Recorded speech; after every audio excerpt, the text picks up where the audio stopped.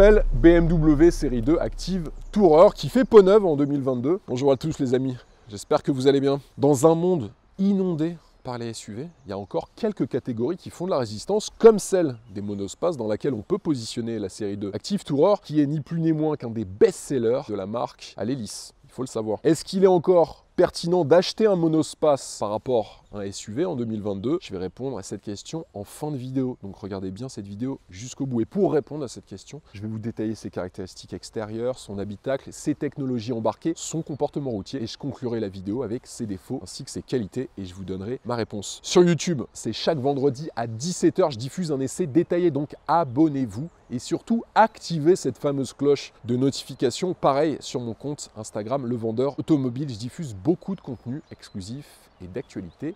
Allez, c'est parti. Avant de vous détailler cette nouvelle série 2 Active Tourer, je voulais partager avec vous une offre en location longue durée pour les professionnels, professions libérales et les entreprises. Intéressante bien sûr, vous me connaissez. Alors intéressante pour plusieurs raisons. La série 2 Active Tourer, c'est une voiture qui est très bien vendue en France, mais aussi dans le reste de l'Europe, donc qui est recherchée sur le marché de l'occasion et qui présente donc une bonne valeur résiduelle. Premier point. Deuxième point, cette nouvelle série 2 Active Tourer a une fiscalité avantageuse. Si je prends la 220i que j'essaye aujourd'hui pour vous, elle émet 134 grammes de CO2 par kilomètre. Donc là, vous paierez seulement 190 € de malus écologique à l'immatriculation. Et comme vous êtes professionnel, vous devez acquitter une taxe sur les véhicules de société chaque année pour un montant de 315 € seulement. Et vous avez aussi des motorisations hybrides rechargeables qui sont proposées avec des puissances qui vont de 245 à 326 chevaux, une autonomie en 100% électrique qui peut dépasser pour certains modèles les 100 km. Il faut savoir qu'elle émet moins de 20 grammes de CO2 par kilomètre, un hybride rechargeable.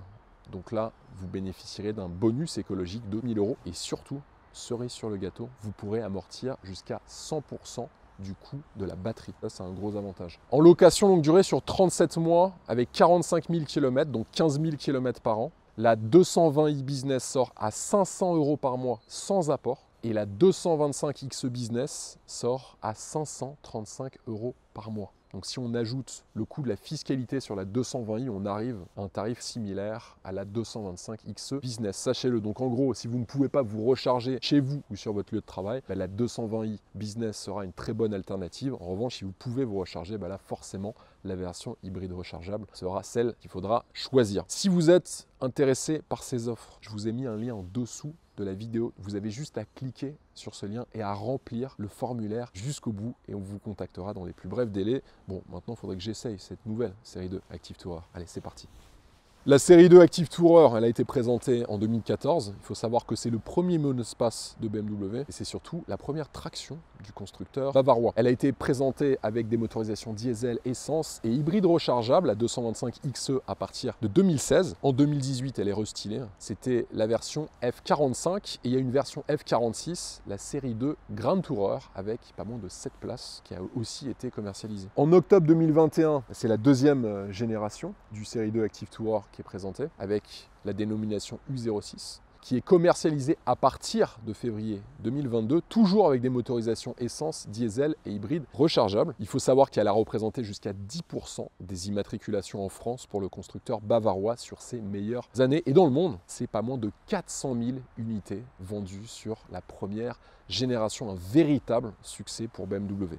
Sur l'extérieur, commençons par la face avant. Et c'est vrai que c'est un des grands changements, je trouve, sur cette nouvelle génération U06 par rapport à la F45. On a moins cette sensation d'armoire normande qu'on trouvait sur l'ancienne génération. Je trouve les lignes beaucoup plus effilées et dynamiques. Et ça lui bénéficie forcément lorsqu'on regarde son design. Un capot moteur avec un bombage au centre. 4 lignes de capot, ça ne change pas par rapport à la précédente génération. On a des feux qui sont plus effilés, qui sont à LED de série. Et vous pouvez, avec le pack Advance Full LED qui équipe notre modèle d'essai, avoir des projecteurs à LED avec le faisceau sélectif et les feux dynamiques en virage. Une double calandre monocadre qui est chromée sur notre modèle d'essai. Vous pouvez aussi l'avoir en noir brillant avec le pack Shadowline qui est proposé par BMW. Au centre, bien intégré, vous avez les capteurs des aides à la conduite, Alors bien sûr, sur cette génération, on a un agrandissement assez notable de la taille de la calandre, hein. On aime ou on n'aime pas, mais je trouve que sur la série 2 Active Tourer, l'agrandissement reste encore raisonnable par rapport à d'autres versions comme la BMW série 7. Sur le bas du bouclier, une grande entrée d'air centrale avec une lamelle horizontale en alu brossé, tout comme les entrées d'air latérales avec cette finition en alu brossé. Sur les versions M Sport, sachez que vous avez comme différence sur le bas du bouclier des entrées d'air qui sont plus grandes au centre et aussi sur les extrémités du bouclier avant. L'avant est selon moi beaucoup mieux réussi que la précédente génération, même si je ne suis pas un grand fan des monospaces, je dois vous l'avouer. Et BMW a réussi à adoucir ce design un petit peu trop massif. Les tailles de jantes varient de 16 à 19 pouces. Sur notre modèle d'essai, on a les styles 839 d'une taille de 19 pouces qui sont bicolores, qui lui vont très bien d'ailleurs, qui lui donnent une allure très sportive, je trouve, perso, j'adore. Des jupes latérales qui sont peintes en couleur carrosserie, tout comme d'ailleurs les coques de rétroviseurs qui sont peintes en couleur carrosserie. Les rétroviseurs, ils sont électriques, rabattables électriquement, chauffants. Et vous avez le répétiteur de clignotant ainsi qu'une caméra juste en dessous qui vous permet d'utiliser ce système de caméra à 360 degrés. Les poignées de porte sont affleurantes, intégrées à la carrosserie. Ça, c'est très joli, je trouve, avec une ligne de caisse qui est juste au-dessus de ces poignées de porte et qui se termine sur la vitre de custode arrière. Encerclement des fenêtres, vous pouvez l'avoir en noir, en aluminium et aussi en chrome, comme c'est le cas sur notre modèle d'essai, tout comme d'ailleurs les rails de toit. Alors les rails de toit en option, vous pouvez les avoir avec le pack Shadowline M en noir brillant. Sachez-le, le vitrage calorifuge est disponible pour 410 €. Le réservoir de carburant fait une contenance de 45 litres et pour 55 €, vous pourrez avoir 9 litres supplémentaires. D'ailleurs, ça équipe notre modèle d'essai. Beaucoup de teintes de carrosserie proposées, dont ce Saphir Schwarz qui équipe notre modèle d'essai, facturé 890 €. Et sur son empattement, il est similaire à l'ancienne génération avec 2,67 m. Un béquet arrière qui surplombe la lunette arrière avec, sur les extrémités de ces montants qui sont en noir brillant, caméra de recul qui est de série, juste au-dessus du support de plaque, des feux arrière full LED, beaucoup plus fins que sur l'ancienne génération, qui adoucissent le côté massif du design de ce monospace. Et ça lui réussit forcément. Le bas du bouclier contient des inserts assez fins en aluminium brossé. Les sorties d'échappement sont cachées sous le bouclier arrière et vous pouvez pour 1000 € avoir un crochet d'attelage déployable électriquement. Haillon électrique de série, 415 litres dans cette configuration, et si vous baissez la banquette arrière, là vous aurez 1405 litres d'espace à l'arrière de ce série 2 Active Tourer. Alors vous perdez un petit peu en espace par rapport aux versions 218i et 218D, car sur la 220i que j'essaye, vous avez une micro-hybridation 48 volts qui prend un petit peu de place dans le coffre, forcément. Alors sous le plancher du coffre, vous avez tout de même un rangement qui est assez conséquent, des petits rangements aux extrémités avec un filet de maintien sur la gauche, un éclairage qui est sur la partie droite à l'intérieur du coffre et une prise 12 volts. Vous avez même juste ici le triangle de signalisation, et pour fermer le coffre, ce sera avec cette commande.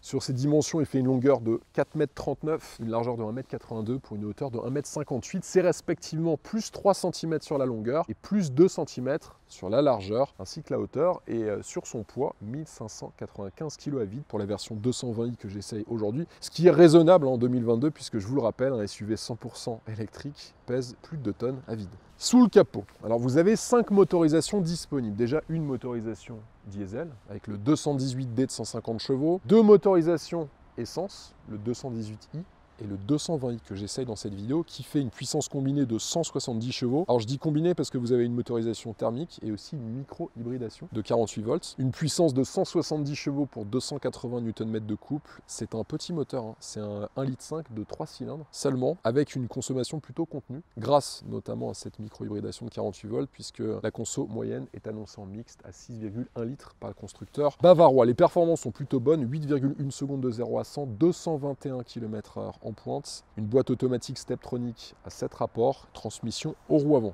Vous avez aussi 2 motorisations hybrides rechargeables, la 225 XE de 245 chevaux et la 230 XE de 326 chevaux tout de même dans un série 2 Active Tourer. J'ose espérer que ça doit bien avancer, j'en suis même certain. A noter que l'ensemble des motorisations est équipé de la boîte automatique Steptronic à 7 rapports. Concernant son prix, un tarif de base pour la 218i Active Tourer de 34 650 € et la 220i en finition luxury que je vous présente dans cette vidéo, elle s'affiche avec tout l'équipement qu'elle propose à 49 945 €. Sachez que la fiscalité est plutôt contenue, ça c'est un bon point, puisque maximum en 2022, quelles que soient les motorisations, vous paierez un malus écologique de 983 € seulement. Puisqu'en 2022, je vous le rappelle, ça peut vite grimper. Dès que vous commencez à émettre un peu trop de CO2 par kilomètre, et sur les motorisations hybrides rechargeables de 245 et 326 chevaux, là vous ne paierez pas de malus écologique puisque les émissions de CO2 sont très faibles. Place maintenant à l'intérieur avec les places arrière. Alors déjà, beaucoup d'habitabilité. Regardez plutôt, moi je fais 1m88, je vous le rappelle. Et c'est vrai qu'on pourra installer 2 personnes de très grande taille à l'arrière sans aucun souci, que ce soit au niveau des coudes. La garde-toit est très généreuse. J'ai noté que l'assise était un petit peu dure, mais ça c'est commun à toutes les BMW, notamment sur ces gammes. On a la possibilité de faire avancer la banquette arrière sur 13 cm, ça c'est une option. Bien sûr, la banquette arrière est rabattable en 40-20-40. Vous avez ici un accoudeur central avec 2 porte-gobelets. Plusieurs selleries sont disponibles. Sur le modèle que je vous présente, c'est la sellerie cuir Vernascade couleur Oyster qui apporte une touche d'exclusivité assez appréciable, je dois avouer. Tunnel central un petit peu présent, juste ici, avec un léger rangement, des bus d'aération qui sont orientables, 2 prises USB-C, des filets de rangement, des emplacements pour les genoux juste ici qui vous permettront de les positionner si le siège avant est un petit peu trop reculé. A noter que sur le modèle que je vous présente, vous avez le ciel de pavillon anthracite pour 260 €, un toit ouvrant panoramique avec un puits de lumière considérable, ça c'est disponible avec le pack évasion, et vous avez aussi un puits de lumière latéral avec ces vitres de custode qui amplifie encore cette sensation d'entrée de lumière dans l'habitacle. Et ça, c'est bien vu par BMW. Sur les contreportes, le design des poignées de porte est assez sympa, je trouve. C'est ce qui m'a tout de suite interpellé quand j'ai découvert ces nouvelles contreportes. Alors, on a du plastique dur sur le bas de la contreporte et ainsi que sur le haut de la contreporte. Mais ça, c'est quelque chose d'assez courant dans cette catégorie de véhicules. En revanche, on retrouve du cuir avec des surpiqûres contrastées sur le centre. Sur les contreportes à l'avant, on retrouve du cuir avec des surpiqûres contrastées sur la partie supérieure, avec des panels de commande qui tombent bien sous la main. Et cette finition reprise également, qui ajoute de l'exclusivité, je trouve, à ce modèle. Le système audio Harman Kardon 12 haut-parleurs est disponible pour 810 €. On a des seuils de porte spécifiques avec l'inscription BMW. Pédalier noir de série, et vous pouvez avoir un pédalier en alu sur M Sport et des tapis de sol en velours, et ça c'est 2 séries. Alors sur les sièges, sachez que pour 1350 €, vous pourrez opter pour le pack confort avec les sièges Advance à l'avant, réglage électrique à mémoire, conducteur, et ils seront aussi chauffants.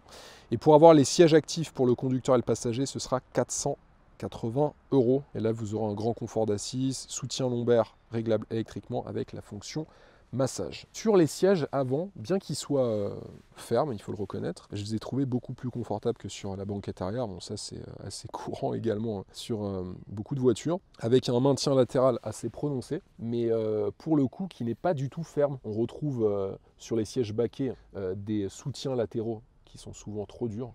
Et du coup, ça empiète sur le confort des sièges. Là, c'est pas du tout le cas. On a vraiment une surface extrêmement moelleuse et confortable. Et ça bénéficie forcément au confort sur de longs trajets. Un volant en cuir à 3 branches avec insert en aluminium brossé. Le volant est superbe, je trouve, vraiment rien à redire. En plus, un volant à 3 branches, vous le savez, j'adore les volants à 3 branches. Sur la version M Sport, vous avez un volant qui est spécifique et il peut être chauffant pour 210 €. Bien sûr, vous avez des palettes au volant qui peuvent être ajoutées en option. Ce n'est pas le cas sur le modèle que je vous présente. À droite du volant, vous pourrez naviguer dans votre écran d'instrumentation, régler le volume, changer les playlists, activer la commande vocale et répondre à vos appels téléphoniques. Et sur la gauche, vous avez le limiteur et le régulateur de vitesse. L'affichage tête haute HUD, couleur avec le pack Innovation, est disponible pour 3300 €. Alors vous n'avez pas que l'affichage tête haute, vous avez aussi d'autres équipements qui sont inclus dans ce pack. L'écran d'instrumentation est entièrement numérique et personnalisable. Il fait une taille de 10,25 pouces. Il est inclus dans la dalle BMW Curve Display, puisque cette dalle est un tout petit peu incurvée. Un peu comme sur les Mercedes, et c'est repris du BMW X. Sur les aides à la conduite, 2 séries, vous avez l'avertisseur de collision frontale avec l'intervention de freinage, l'avertisseur de chevauchement de ligne, et pour 600 €, vous pourrez opter pour le Drive Assist qui comprend la protection piéton et cycliste, l'avertisseur d'angle mort et l'avertisseur de collision arrière. Et pour 800 €, et c'est le cas sur le modèle que je vous présente, là vous avez le Drive Assist Plus qui comprend le régulateur de vitesse adaptatif avec assistance au changement de vitesse grâce à la lecture des panneaux de signalisation. Et si vous souhaitez vraiment aller au bout des technologies les plus perfectionnées, là il faudra faudra opter pour le Drive Assist Pro, mais ce sera 1 950 €, qui comprend le pilote semi-automatique jusqu'à 210 km/h avec l'assistance au maintien dans la voie. En tout cas, l'écran d'instrumentation et le volant, je les trouve super modernes.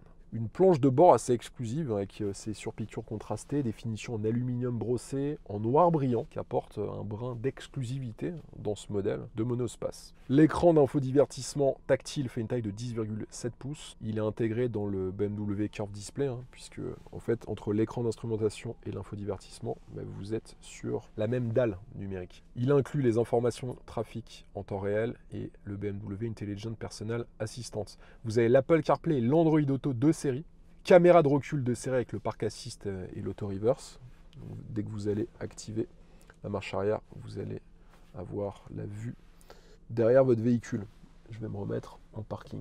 Le Park Assist Plus, qui est inclus dans le pack Innovation, permet justement la vue à 360 degrés depuis l'habitacle, mais aussi depuis votre smartphone. Un large aérateur central et 2 aérateurs côté passager, juste au-dessus de la boîte à gants, sont présents. Une climatisation automatique Bizone de série avec les réglages qui se feront à partir de l'écran d'infodivertissement. En dessous de l'aérateur central, on a un très grand rangement avec un chargeur à induction, c'est en option, 2 portes gobelets, une prise 12 volts et 2 prises USB-C. Console centrale flottante avec le levier de vitesse ultra moderne, vous n'avez pas de vieux leviers de vitesse qui prennent énormément de place. Là, on passe dans une nouvelle ère avec les commandes du volume juste ici, la possibilité d'activer votre frein de parking électrique ou l'auto-hold qui vous permettra de ne pas avoir à appuyer sur votre frein lorsque vous êtes à un feu rouge ou dans des embouteillages, par exemple. Disparition de la molette e-drive. Vous avez un rangement dans la couloir centrale, juste ici, donc qui n'est pas très généreux. Par contre, en dessous, là, vous aurez beaucoup plus de place.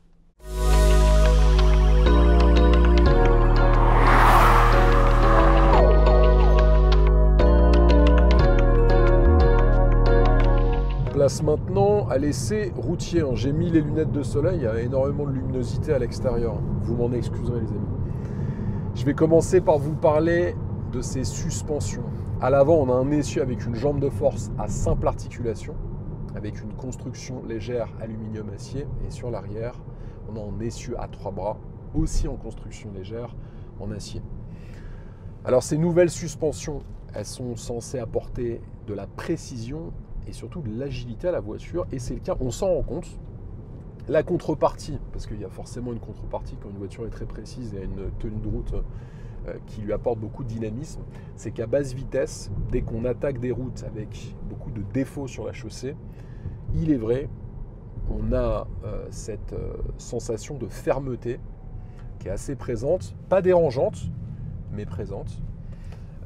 Moi personnellement, vous le savez, j'aime bien les voitures dynamiques, donc c'est typiquement le genre de réglage qui me convient. Ça vous apporte quand même un petit coup de fun dans une voiture qui n'a pas du tout la vocation d'être sportive. Et on en vient presque à vouloir s'amuser avec la voiture en changeant de mode de conduite. Je vais y revenir d'ici quelques instants. Donc ce petit grain sportif en plus, je trouve que c'est une bonne chose pour cette voiture qui sont souvent critiquées pour leur philosophie trop plan-plan. Là au moins BMW n'a pas dérogé à la règle du plaisir de conduire et ça se vérifie dans cette nouvelle série 2 Active Tourer. Si vous souhaitez un peu plus de sport, vous pourrez opter pour l'option Select Drive M pour 700 € seulement, ce qui n'est pas très cher.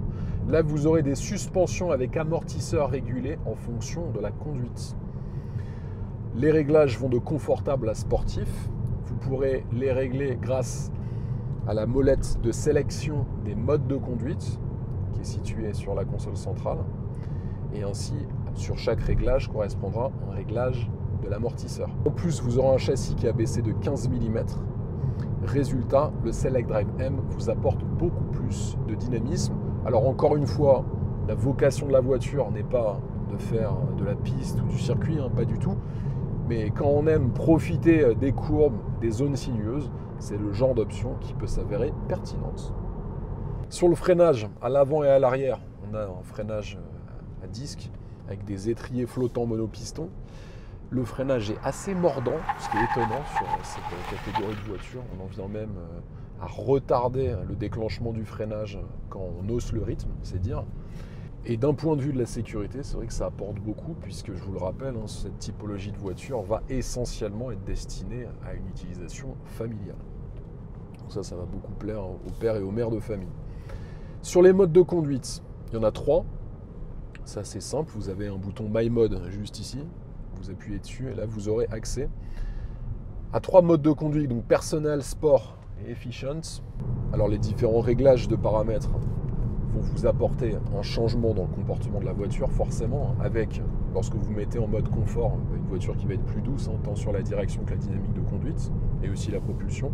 Et en mode sport, c'est vrai que la voiture ajoute une petite touche de sportivité supplémentaire qui est appréciable si on veut commencer à hausser le rythme. Mais la plupart du temps, vous allez rester en mode efficient.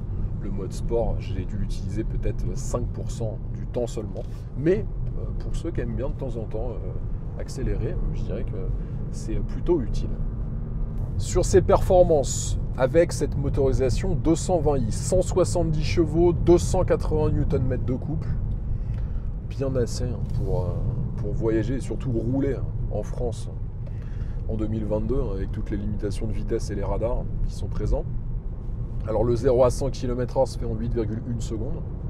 Là aussi, c'est plutôt un chrono convenable pour une voiture à vocation familiale. Je vais bien sûr vous faire un petit essai, mais je vais me mettre en mode sport. Alors je me mets sur le mode sport, j'étais déjà dessus, et là, je vais m'arrêter et vous faire une accélération. Alors, est-ce que vous êtes prêts ?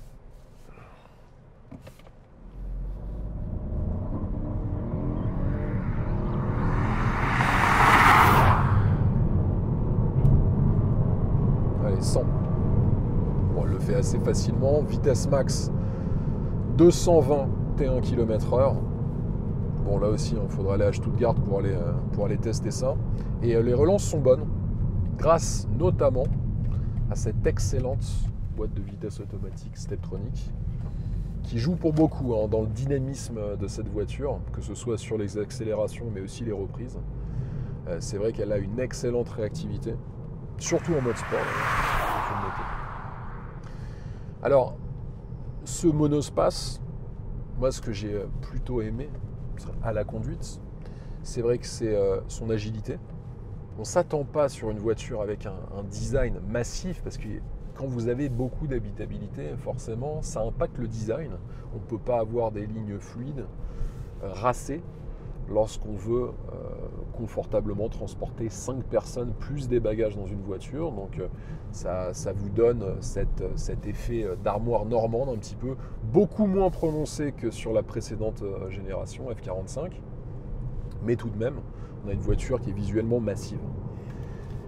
Excellente agilité, des suspensions qui vous apportent beaucoup de précision, au détriment peut-être dans certaines situations, et je dis bien dans certaines situations parce que la voiture reste confortable, mais sur chaussée dégradée, c'est vrai qu'on a des remontées d'informations un petit peu fermes, il faut le reconnaître, mais là par exemple je suis sur une route avec une bonne chaussée et la voiture est relativement confortable. Les relances sont bonnes, bonne réactivité de la voiture et aussi une insonorisation qui dans la catégorie se positionne assez bien. Puisque même lorsque vous roulez, là je suis à 80 km/h sur une route secondaire, j'ai pas besoin d'élever la voix pour parler aux personnes qui vont se situer juste à côté de moi ou sur la banquette arrière du véhicule. Ça aussi c'est important parce qu'il y a des voitures, à cause notamment des masses des nouveaux véhicules, avec toutes ces aides à la conduite, ces éléments de sécurité, qui en 2022 malheureusement génèrent des bruits d'air qui sont dérangeants au-delà de 100, 110, 120 km/h. Ce n'est pas le cas sur cette nouvelle BMW série 2 Active Tourer et ça c'est un excellent point pour elle. Je pense que sur l'aspect comportement routier, ce que certaines personnes pourraient lui reprocher, c'est peut-être sur la banquette arrière la fermeté de ses sièges. C'est un petit peu moins vrai à l'avant, même si on a une assise et un dossier qui restent fermes, mais ils ont le mérite d'apporter beaucoup de maintien. Et comme la voiture vous incitera naturellement à un peu élever votre rythme habituel, le fait d'être bien maintenu, je trouve que c'est une bonne chose. Sur la consommation, elle est donnée à 6,1 litres en mixte par BMW, Alors là par exemple, bon, j'ai un peu haussé le rythme pour tester le véhicule en faisant des accélérations à fond comme là par exemple pour tester les reprises. La voiture, elle m'annonce 7,6 litres, sachant que j'ai que fait de la vide ce matin. Bon, si vous faites un petit peu attention et vous conduisez normalement sans faire des grosses accélérations comme je viens de faire, vous allez passer sous la barre des 7 litres sans aucun souci. Et le petit plus sur le modèle que j'essaye, c'est qu'elle a l'option à 55 € qui rajoute 9 litres à la capacité du réservoir. Donc là, on est sur un réservoir de 45 plus 9, donc 54 litres tout de même. Donc si vous restez aux alentours des 7 litres au 100 km, bon ben vous allez commencer à faire des distances sans ravitaillement qui sont très élevées. Et ça, quand vous aimez traverser toute la France pour faire par exemple un Paris-Marseille, ben, c'est un gros plus. C'est vrai qu'il y a beaucoup de voitures hybrides rechargeables qui en 2022 malheureusement ont des capacités de réservoir réduites entre 40 et 45 litres, grand maximum, voire 35 litres sur certains modèles. Ben là au moins avec celle-ci, vous pourrez facilement traverser la France.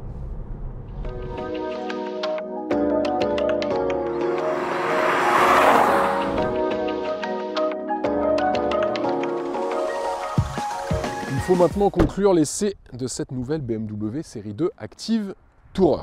Ce que j'ai retenu parmi ses défauts, c'est des suspensions un petit peu fermes sur chaussée dégradée, une liste d'options encore longue, mais ça c'est une habitude chez BMW, et la disparition de la molette e-drive par rapport à la précédente génération. Heureusement, je vous rassure, elle a beaucoup de qualité, cette nouvelle série 2 Active Tourer. Déjà, un dynamisme étonnant sur cette typologie de voiture, on en vient même à adopter un rythme sportif, c'est dire. Également une habitabilité très généreuse, on a un design qui est plus sexy que la précédente génération, alors c'est difficile sur cette typologie assez imposante de carrosserie de dire que le design est sexy, en tout cas il s'est beaucoup adouci par rapport à la F45 et les optiques ont été très travaillées et apportent beaucoup plus de fluidité dans ces lignes, et tout de même à noter. Et enfin des tarifs en location longue durée très attractifs pour les professionnels, sociétés et professions libérales. D'ailleurs, si ça vous intéresse de profiter de l'offre dont je vous ai parlé en début de vidéo, vous avez juste à cliquer sur le lien que je vous ai mis en description de la vidéo et à remplir le formulaire jusqu'au bout. C'est vraiment très important de le remplir correctement et ensuite vous serez recontacté dans les plus brefs délais.